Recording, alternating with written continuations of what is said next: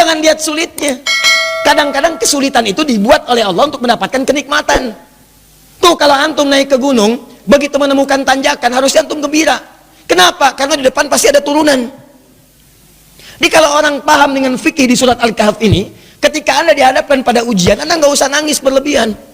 Jangan takut, karena kadang-kadang ujian itu diturunkan untuk memberikan rahmat yang lebih luas bagi antum. Antum tuh dibuat kuat dulu, bikin nangis supaya ke depan nggak keluar lagi air mata. Kebal antum dengan semua ujian yang ada. Itu cara memahaminya. Ini nggak usah berkeluh kesah.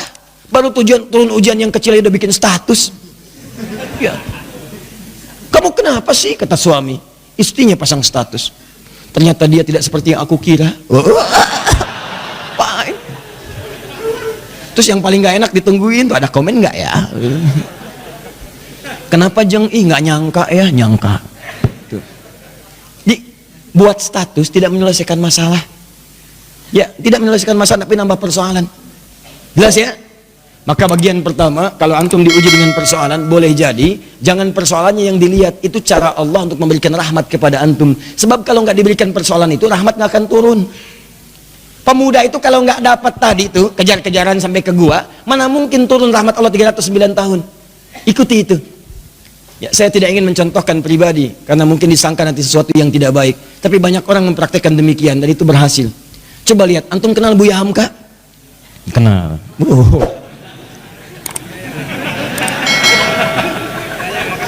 Alhamdulillah, ya. Yang penting antum kenal lah, walaupun beliau nggak kenal antum. Ya.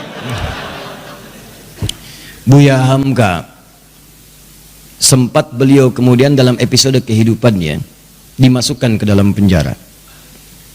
Tapi setelah beliau di penjara itu, bukan perasaan mengeluh, bukan dendam, bukan marah, bukan puncak dari emosi yang keluar, tapi syukur kepada Allah. Ketika ditanya bagaimana pendapat anda Buya mendapatkan perlakuan seperti itu dimasukkan ke dalam penjara, beliau malah mengatakan, saya bersyukur kepada Allah Subhanahu wa ta'ala. Kalau ada waktu, saya pengen ketemu presiden untuk mengucapkan terima kasih telah memasukkan saya pernah ke penjara dalam episode hidup saya, kalau bahasa kita sekarang. Kenapa? Karena ternyata di penjara itu saya bisa menyelesaikan tafsir Al-Azhar. Kalau saya nggak masuk ke sini, nggak jadi ini tafsir. Jadi cara melihatnya itu rahmat Allah, persis seperti ini nih yang kita baca tiap Jumat itu. Bicara orang kalau kebiasaan baca Al-Kahf, spiritnya ada dalam jiwa, dia nggak akan gugur karena ujian-ujian. Walaupun sifatnya sakit, yang dia baca rahmatnya. Jadi kalau anda terbiasa membaca Al-Kahf, paham maknanya, itu anda akan senang melihat musibah, senang melihat ujian. Yang dilihat rahmatnya, bukan ujiannya. Masuk penjara malah senang. Tuh. Nabi Yusuf begitu masuk penjara, nggak enak kelihatannya masuk, cuman ternyata malah minta beliau, ya Allah, daripada banyak godaan, ya para sosialita yang menggoda saya sekarang, ya cantik-cantik luar biasa, dan itu udah banyak. Sosialita itu bukan cuma sekarang, zaman Nabi Yusuf udah ada. Senangnya kumpul-kumpul bicara yang nggak jelas. Ya ada yang jelas ada, tapi ini contoh yang tidak jelas.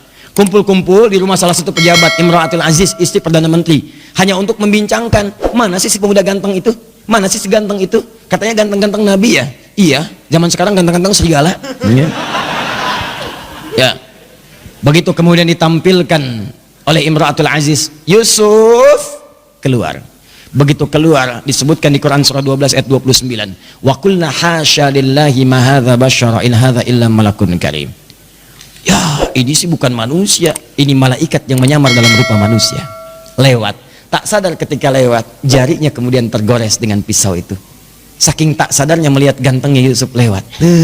Begini. Tuh. Nabi Yusuf ganteng, Nabi tidak sombong. Begitu melihat ujian itu, ya Allah, lebih baik saya masuk penjara aja deh.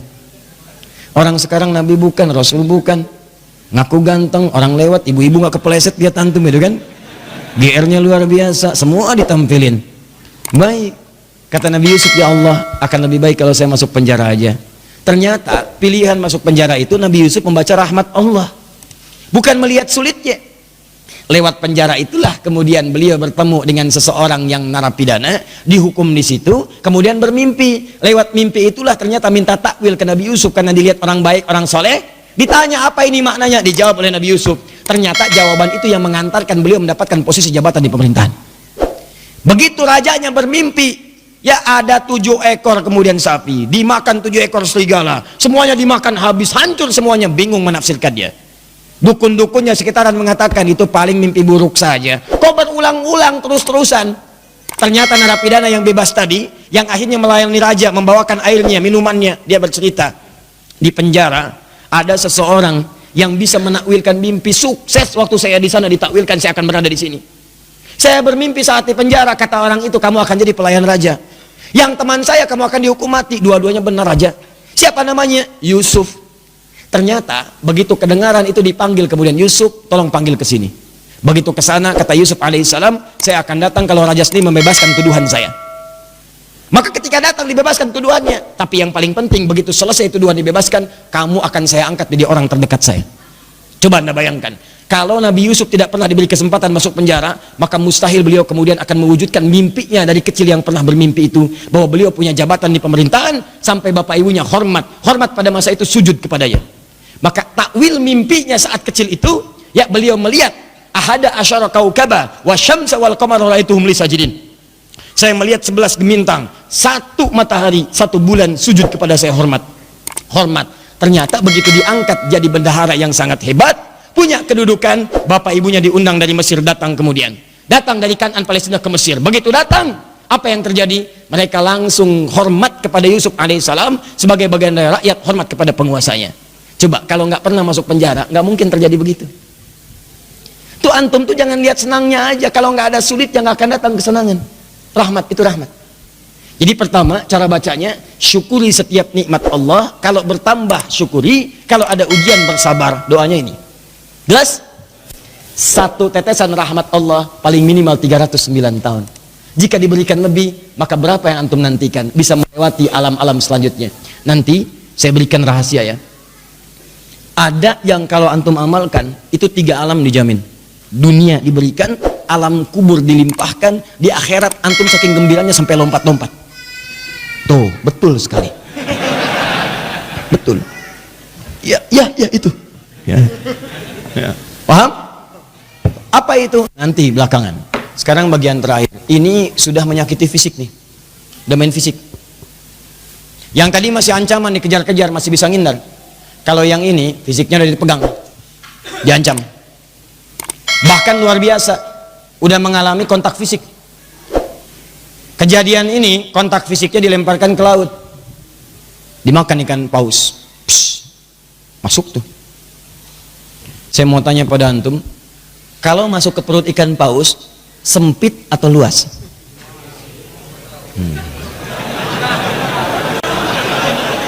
Bentar, saya tuh penasaran dengan antum ya. Antum tuh siapa sebetulnya? Antum tuh siapa sebetulnya? Buya Hamka kenal. Masuk perut ikan paus punya jawaban. Luar biasa. Ini gelas aja dengar jawaban antum sampai keringetan tuh. Masuk perut ikan paus, nggak akan pernah ada yang jawab luas. Yang terbayang pasti sempit, walaupun Anda belum pernah masuk ke dalamnya. Masuk ke perut ikan paus, terang atau gelap? Tuh, gelap. Sudah pernah masuk, Bu? Belum, Ustadz. Tapi kita bisa bayangkan. Karena nggak ada cahaya di sana. PLN pun nggak bisa masuk. Nggak, saya kebayang kalau ada inovasi PLN, petugas PLN berdasarkan kisah Nabi Yunus ingin memasukkan listrik ke dalam perut ikan paus. Bagaimana cara masangnya? Nggak ada listrik. Cahaya tidak ada, berarti gelap. Awas, dalam bahasa Arab gelap itu sesuatu yang zulma. Zulama yazlimu zulman, gelap. Minaz zulumati ilan no. Sempit, padat. Teman-teman, ada yang kemudian dianiaya, itu nabi lagi. Nabi Dzannun, Nabi Yunus alaihissalam. Diusir oleh umatnya, masuk ke perkampungan, naik ke atas kapal, di situ bahkan diundi, ternyata beliau harus dilemparkan. Ini kapal keberatan nih. Zalim, ambil aja orang itu, undi, dia orangnya, lemparkan. Begitu dilempar ke dalam perut ikan paus, ya, dilempar ke lautan, ditangkap ikan paus. Oh, hebat ikan paus, dan nungguin. Tangkap, masuk. Apa yang terjadi? Gelap, sempit, sesak, capek luar biasa. Tapi yang ingin saya sampaikan adalah, perhatikan baik-baik. Wadhannuni, Quran surah ke-21 ayat 87 sampai 88. Saya tuliskan. Wadhannuni idh dhahaba mughadiba fadhanna an lan naqdir alayhi fanada fi dhulumati, gelap, ya alla ilaha illa anta subhanaka inni kuntu minadh zalimin. Sebelum kisah ini dimulai, saya akan ajak Anda ke ayat sebelumnya, yaitu 84, 85, 86 ya. Khususnya 85 dan 86. Ketika di 85 Allah menyebutkan wa Ismaila, kemudian ada Idris, ada Dzulkifli, disebutkan mereka termasuk kalangan orang-orang yang baik. Di ayat ke-86-nya wa adkhalnahum fi rahmatina. Mereka itu Ismail alaihissalam, Idris alaihissalam, Dzulkifli alaihissalam. Kata Allah, golongan-golongan yang kami berikan rahmat kami kepada mereka. Rahmat diberikan. Dan menariknya ketika menyelesaikan ayat 86 ini, masuk ke 87 pakai wawu, wadhannuni, wawunya wawu ataf. Saya ajarin ilmu nahwu sebentar ya. Di ilmu nahwu itu begini. Kalau ada kalimat, kemudian pakai wawu, maka hukum kalimat setelah wawu ini diikutkan pada sebelumnya. Ya, misal saya contohkan begini. Zahaba Kevin wa Stephen wa Edward ilal masjid. Ya, kita ganti namanya sedikit supaya agak sedikit milenial. Kevin, Stephen dan Edward pergi ke masjid. Ya, mereka berangkat ke masjid, Muslim. Ya, masuk Islam, kemudian sholat, berangkat ke masjid. Kevin, Stephen, Edward. Ada satu orang lagi yang belum disebutkan. Belakangan disebutkan wa Asep misalnya. Kenapa ketawa? Ya, sekarang kan nama-nama tertentu membuat bahkan pendekatannya agak beda. Ya, dalam bahasa Arab itu tukhalif tu'raf. Kalau kalian pengen dikenal atau pengen dapat sesuatu, ada cara yang kedua selain berbuat kreasi yang bagus, yaitu sedikit nyeleneh. Maka mulai kemudian nama dibeda-bedakan. Ya, Asep Golok, Edi Samurai gitu kan, Atta Halilintar ya dan sebagainya, itu macam-macam lah. Ya. Nah, misal Zahaba Kevin wa Stephen wa Edward wa Asep. Ya. Nah, ini ilal masjid disebutkan ke sini ilal masjid wa Asep. Maka Asep di sini itu sama-sama pergi ke masjid bersama tiga orang ini. Diikutkan hukumnya. Di ayat 86 wa Ismaila, kemudian ada Idris, ada Dzulkifli. Di ayat 86-nya, 85 disebutkan orang-orangnya, 86-nya wa adkhalnahum fi rahmatina. Orang-orang yang kami sebutkan tadi kami berikan rahmat Allah. Kami masukkan mereka dalam rahmat kami. Rahmatina, tiba-tiba ayat 87-nya wa dhannuni pakai wawu. Dan di antara mereka juga ada yang lain selain yang mereka dapatkan ini.